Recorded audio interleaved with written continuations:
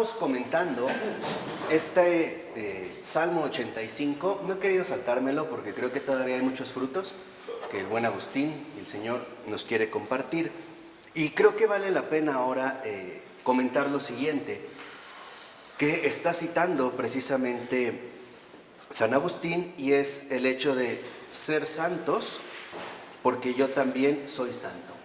Y es una cita de Levítico, capítulo, es el 85, ¿no? Pero vamos a tomar esos comentarios de Agustín, empezar por esta frase de sed santos porque yo también soy santo.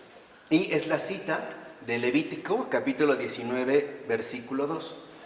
Vale la pena comentar esto porque hay como cierta confusión al respecto. Por ejemplo, si alguien dijera soy santo, lo veríamos como una especie de atrevimiento, como una especie incluso de prepotencia, ¿no? O de arrogancia. Como que hoy más bien la tendencia es la contraria. O sea, que nadie puede afirmar que es santo, ¿no? Como que nosotros vemos mal que alguien diga soy santo o soy un santo o vivo en la santidad o algo así, como que lo veríamos, o una santa, ¿no? Como que lo veríamos con malos ojos. Ajá. En pocas palabras, lo veríamos con ciertas sospechas, ¿no? Diríamos, este es un engreído, o es un hablador, o finalmente, él es el peor, ¿no? Porque dijo que es un santo, ahora para nada es un santo. Bueno, ¿qué nos dice Agustín de esto? Nos dice que se atreva también el cuerpo de Cristo, que se atreva aquel único hombre que clama desde los confines de la tierra con su cabeza y bajo su cabeza a decir, porque soy santo. O sea, Agustín nos recuerda, y creo que esto es muy importante para los tiempos actuales, que no dudemos en unirnos a esta afirmación de Cristo. Y esto es lo central. La santidad no es un premio personal. La santidad es una participación en la vida del santo de los santos. Entonces, comprendamos, porque a veces también hemos ido adaptando en la iglesia contemporánea falsas humildades, ¿no? Como que a veces nos presentamos con una cierta humildad falsa, desordenada. Dice Agustín, no. Que el cuerpo de la iglesia, o sea, el cuerpo de Cristo, o sea, su iglesia, se atreva a unirse a esta proclamación del santo de los santos. Por eso dice, el que clama con la cabeza, o sea, Cristo, que también repita su palabra, su cuerpo, o sea, su iglesia, o sea, en este caso, todos nosotros. ¿Y por qué? Porque dice Agustín, porque en efecto hemos recibido el don de la santidad. Entonces, aquí es donde entra lo esencial. Debemos de reconocer que la santidad es un don, no es un resultado, no es una consecuencia de una vida virtuosa o de una vida ejercitada o de una vida piadosa o de una vida devota. No. La santidad es un don. ¿Y qué quiere decir? Que como nos dice Agustín, debemos de ser atrevidos en este respecto. O sea, no debemos nosotros dudar en decir porque soy santo. ¿Y por qué? Porque dice Agustín, porque recibimos el don de la santidad, la gracia del bautismo y la remisión de los pecados. Entonces, este don también involucra la gracia del bautismo.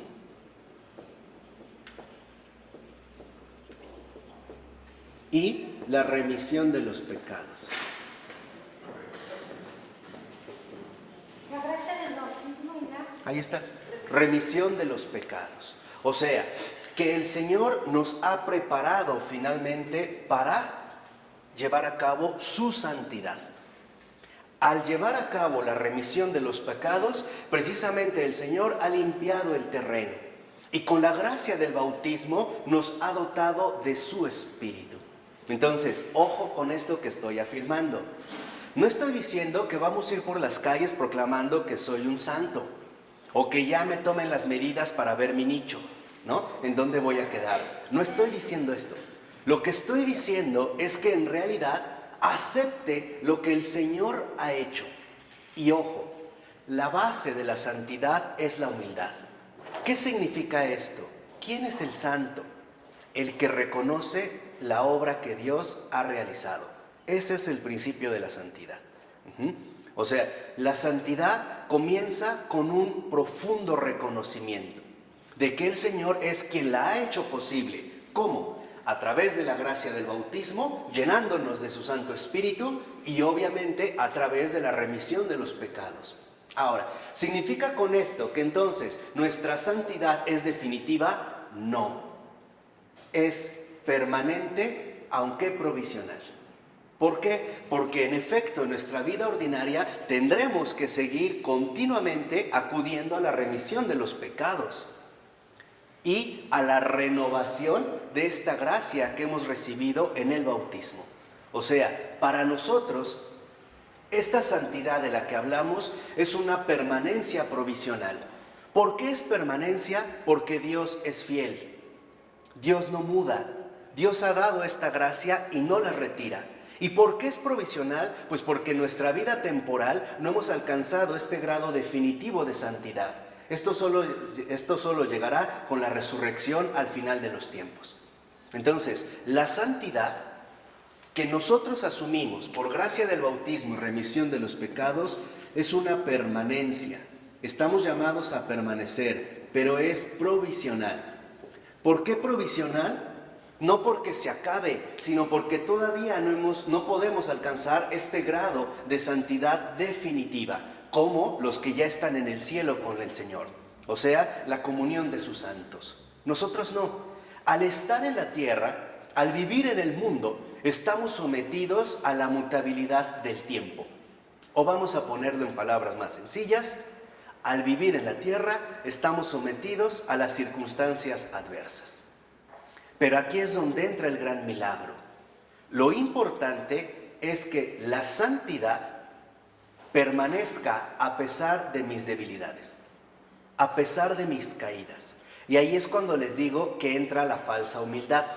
Por ejemplo, si alguien ha llevado una vida ejemplar durante años y de repente cayera en un pecado, y ese pecado lo llevara a la desesperación de sentir que todo el trabajo ha sido inútil, que vivió 10 años en castidad y de repente cayó fácilmente en las garras de una fémina, ¿no? O de un hombre, ¿no? Según sus preferencias o sus desórdenes, y se sintiera completamente abatido, nunca vivió la santidad. ¿Por qué? Porque pensó equivocadamente que la santidad era suya, que era obra de sus manos. Y no es así. ¿De acuerdo? Es gracia. Exactamente. Pero es la gracia de entender que aunque yo fui infiel a este don, Dios no me lo quita. Dios me llama a volver a empezar de nuevo una vez más. Por eso es una permanencia provisional. Por eso es que lo único que tenemos que hacer es reenmendar el camino. ¿Cómo? A través de la remisión de los pecados. Y esta remisión de los pecados se da a través, por ejemplo, del confesionario. Y si lo pensamos bien, diríamos, qué fácil para nosotros, unos minutos.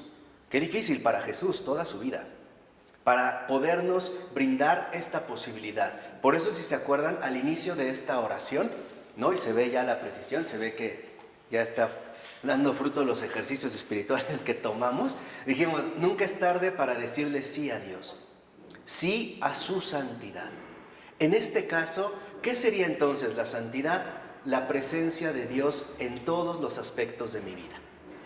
Esto no quiere decir que se van a anular mis debilidades o que se van a desaparecer como mágicamente mis imperfecciones. No, significa que cada vez Dios va a predominar sobre mí, que cada vez va a ser más Él que yo. Esa es la santidad. ¿Okay? No sé si queda claro. La santidad como don es más Él que yo.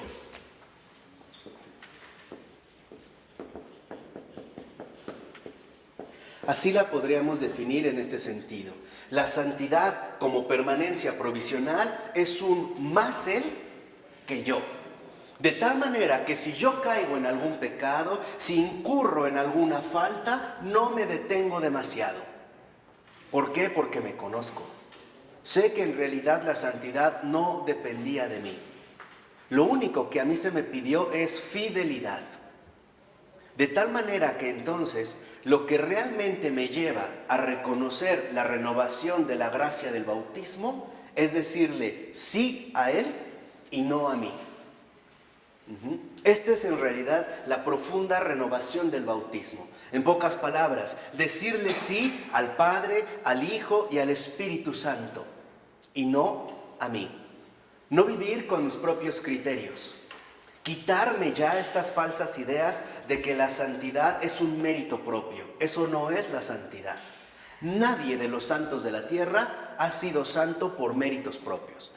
En realidad, el santo es el que se dejó inundar por la presencia de Dios. Tan es así que empezó a hacer cosas que solo Dios podía hacer. Esto es lo importante. Por eso, ojo, si un santo realiza un milagro, en realidad no le resultaría tan raro. ¿Por qué? Porque es Dios el que se Exactamente.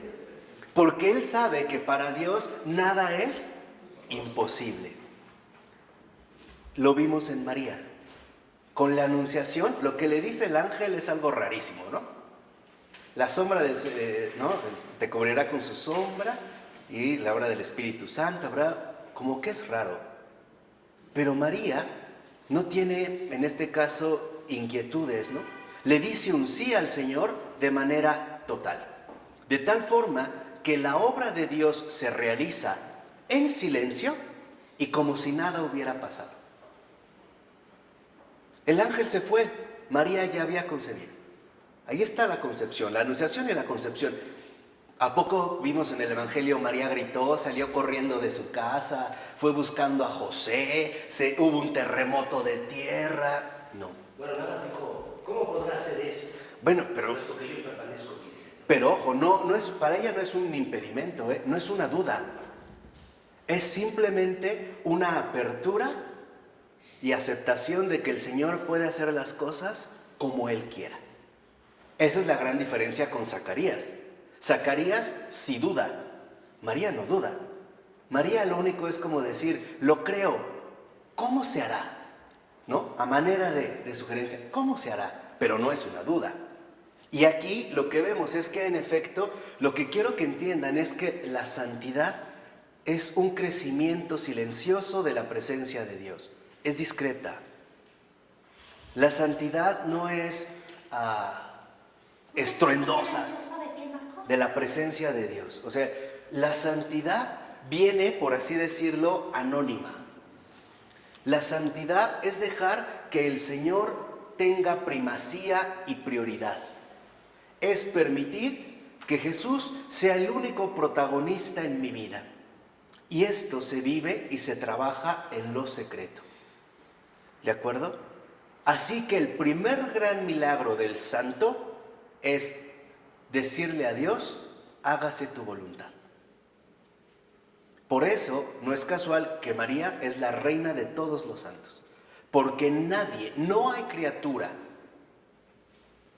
antes, ahora, después, que haya dicho un sí como María. María es el sí por excelencia. O sea, María es el ejemplo total de lo que es la santidad. Y yo te pregunto, ¿acaso nos ha dicho el Evangelio o ha sabido que María en vida hizo un milagro? No. No. Como San Pedro, que hubo un momento en el que su sombra curaba a los enfermos, ¿no? Él salía a caminar y le aventaban las camillas, ¿no? Y se paraban. Yo creo que San Pedro como que sonreía, ¿no? ¿No? María, ¿no? ¿Hizo algún milagro? No. ¿Se la pasó hablando? No. Ese es el secreto de la santidad. En María todo es recepción. Escucha y acoge. ¿No? Y todo esto lo meditaba en su ¿qué? En su corazón. Este es el camino verdadero de la santidad.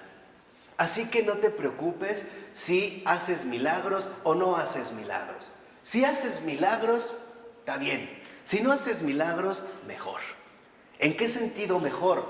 Que ahí no te puedes confundir, ¿no? Ahí no podrías entrar como, no, es que sí, tal vez. No. O sea, justamente el santo, en realidad, lo milagroso del santo no es que haga milagros. Él es ya un milagro. ¿Cuál es el milagro por excelencia? Aceptar a Dios en mi vida. Ese es el milagro. Ese es el gran milagro. El gran milagro es que acepte a aquel que no veo, que no conozco, pero que amo, que necesito, que busco, que deseo, que añoro. Ese es el milagro. Por eso los santos, vuelvo a repetir, lo que va a distinguir la santidad no son los milagros realizados, sino que Él mismo es el milagro vivo. Es un milagro vivo. Y en ese sentido es aceptar a Dios en mi vida. Ese es el inicio de la santidad. Aceptar a Dios en mi vida a través de la gracia del bautismo y de la remisión ¿qué? De los pecados. Por eso vemos que el que no se confiesa no acepta a Dios. El que no busca ni bautizarse, ni siquiera, vamos a decirlo así, peor aún para los bautizados, renovar su gracia del bautismo, le ha dicho no a Dios. Y con eso le ha dicho también no a la santidad. Entonces, la santidad más Él que yo significa aceptar a Dios en mi vida, de la manera que Él quiera. Pueden darse casos donde esta aceptación de Dios en mi vida nos puede llevar incluso a la bilocación, ¿no? Como el Padre Pío, que tenía esta posibilidad, o hablar con los ángeles. A veces el Padre Pío regañaba a su ángel de la guarda, ¿no? ¿Por qué te tardaste tanto? Te dije que era urgente. O sea, quiero que vean un poco esta relación. Pero nos puede llevar a milagros tan extraordinarios como renunciar a nuestras propias prioridades. Y esto ya es un milagro. Aceptar a Dios en mi vida me puede conducir, por ejemplo, a renunciar a mis prioridades, sean las que sean. Por ejemplo, a mi prioridad de tener un desarrollo profesional determinado. Y a lo mejor el Señor me lleva por otro camino muy diferente. Fray bien lo sabe. Y ese es el milagro. O sea, el milagro, en efecto, no está tanto en las cosas exteriores, sino en las transformaciones invisibles que el Señor realiza en un corazón humano. O sea, la santidad, si uno dice, soy santo, es porque en realidad está diciendo, dejo actuar a Dios en mí y a través de mí. Ese es decir, soy santo. El que diga, soy santo porque huelo a flores, porque multiplico los biscuits Obregón, porque detengo las lluvias o hago llover sobre mi cultivo, yo ya no tengo sistema de riego, sino que hago que ahí llueva, caiga una nubecita. Ese en realidad está alucinando. Esa es alucinación. No, no es así. El que dice con atrevimiento, como dice San Agustín, soy santo, es porque en realidad sabe profundamente de que sí deja actuar a Dios en su vida. ¿De qué manera? De la que Él decide. Aunque muchas veces no se acomoda.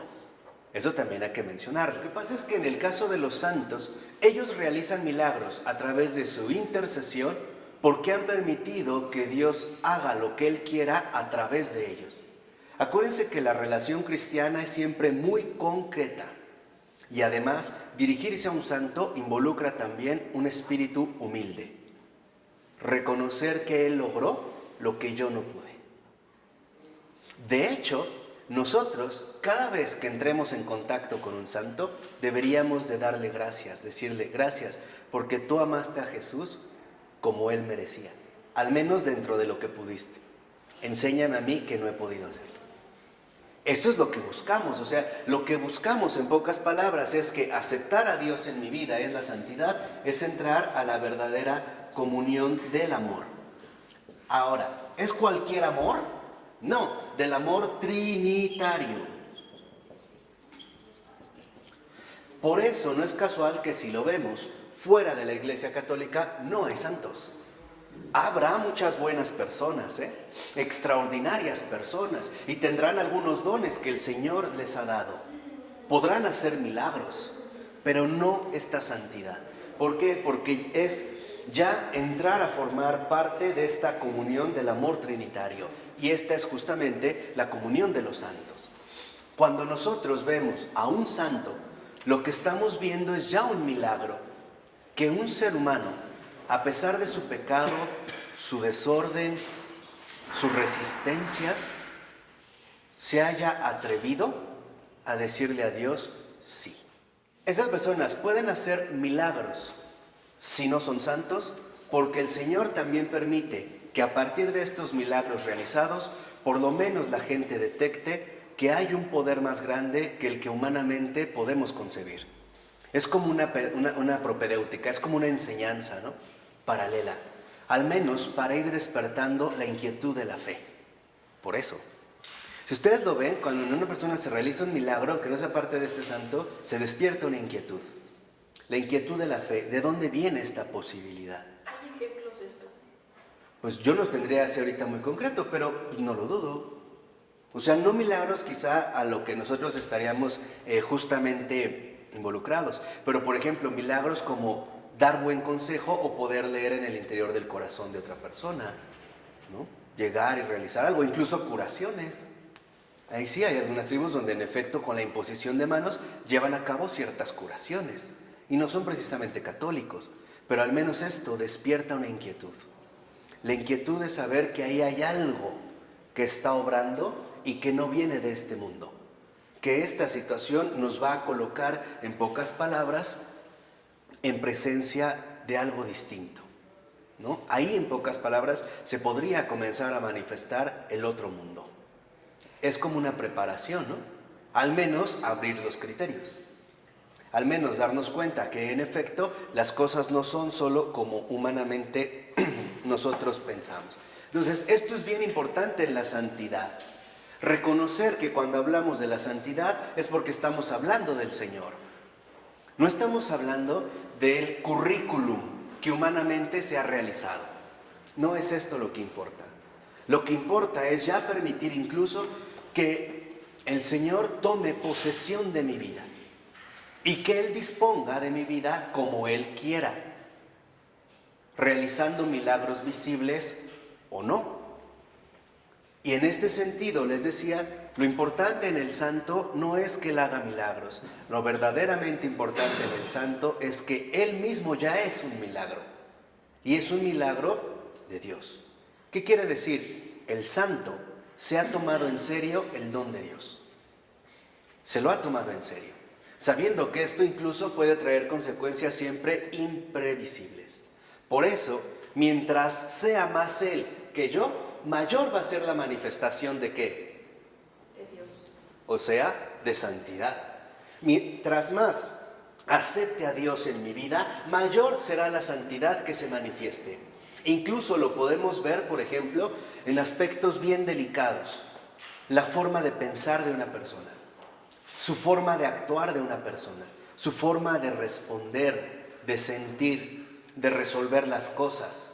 Su inteligencia, su afecto, cómo se mueve su voluntad, cómo resuelve los conflictos, cómo asume las angustias, cómo atraviesa las dificultades de la vida. O ustedes, ¿se imaginan a María al pie de la cruz mientras Jesús da este grito terrible y muere, jalándose de los cabellos, cacheteando a Juan? No. Ahí se ve el milagro. Es una fuente de misericordia y por eso es madre de misericordia. Pero para esto había que traspasar el corazón espiritualmente, que es como María también nos engendra, ¿no? María también en ese sentido nos cuida y nos engendra espiritualmente. De hecho, en una ocasión, no recuerdo si fue aquí, creo que no, pero les dije brevemente que desde la cruz podemos ver en este sentido, en la comunión del amor trinitario, cómo hay dos tipos de martirio: martirio de sangre, martirio de agua. El martirio de sangre es el martirio en el cual, en efecto, el hombre derrama su sangre como Cristo. El martirio de agua es el más común, porque el martirio de agua es el martirio de las lágrimas. Es el que llora realmente, ¿no?, por captar y por llevar con Jesús el sufrimiento del mundo. O sea, realmente, ¿no?, acabar, como decía San Pablo, ¿no?, con lo que hace falta a la pasión de Cristo. No porque haya quedado incompleta, sino porque estamos llamados a colaborar precisamente con Él. De tal manera que el que realmente sufre ante el sufrimiento ajeno tiene un martirio de agua. El que realmente sufre a veces las injurias, el desprecio, la deshonra, la burla, ¿no hasta dan ganas de llorar? Pues ese es un martirio de agua. Quizá un ejemplo extraordinario de estos mártires de agua es Santa Mónica, ¿no? ¿Cuántas lágrimas? ¿Qué le dijo en una ocasión? Me parece que fue Anselmo, ¿no? Si no te preocupes. San Ambrosio, perdón.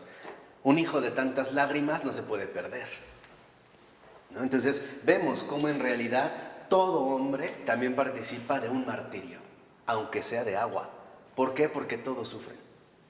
Entonces este sufrimiento, cada lágrima derramada en el sufrimiento, está acompañando la pasión de Cristo, lo sepa o no lo sepa, sea o no católico.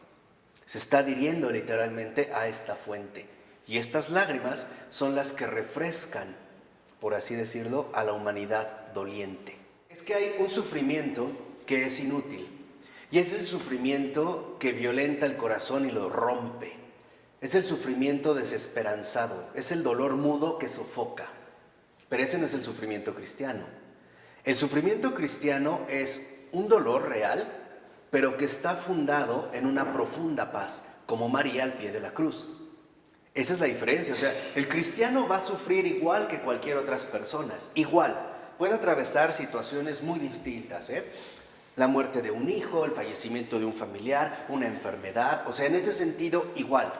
Pero con una gran diferencia.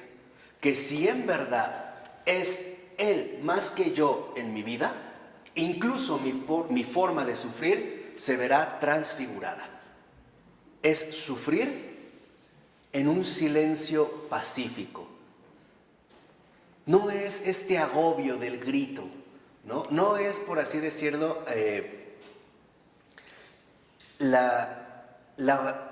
el sufrimiento, que esa es la imagen, el sufrimiento agobiante de un Edipo. ¿Se acuerdan que al final Edipo, al ver todos sus crímenes, se arranca los ojos y vaya, hay gemidos? Este es como el sufrimiento no cristiano, precisamente, ¿no? Por eso les decía que para mí creo que lo mejor de la sabiduría griega son sus trágicos, Es lo mejor del espíritu griego son sus trágicos, más que sus filósofos. Ellos son realmente los que captaron en profundidad lo que se estaba viviendo. En cambio, el sufrimiento cristiano es María al pie de la cruz. Hay un dolor tremendo, claro que hay aflicción, hay dolor, hay lágrimas, pero hay algo más, hay paz. ¿Por qué? Porque siempre donde está Dios hay paz. Siempre donde está Dios hay paz. No quiere decir que no hay dolor, no quiere decir que no hay sufrimiento, sí lo hay, pero hay ¿qué? Paz. Por eso aquí yo les voy a dar un consejo extraordinario de vida. No quieran afligir sus almas por cuenta propia. Por ejemplo, con penitencias que los agobien. No quieran afligir sus almas con renuncias o sacrificios que les rompen el corazón. Dios no es así. Dios no es así. Aceptemos los sufrimientos que Dios nos mande, sabiendo que es su compañía y su presencia la que nos va a permitir atravesarlos con paz.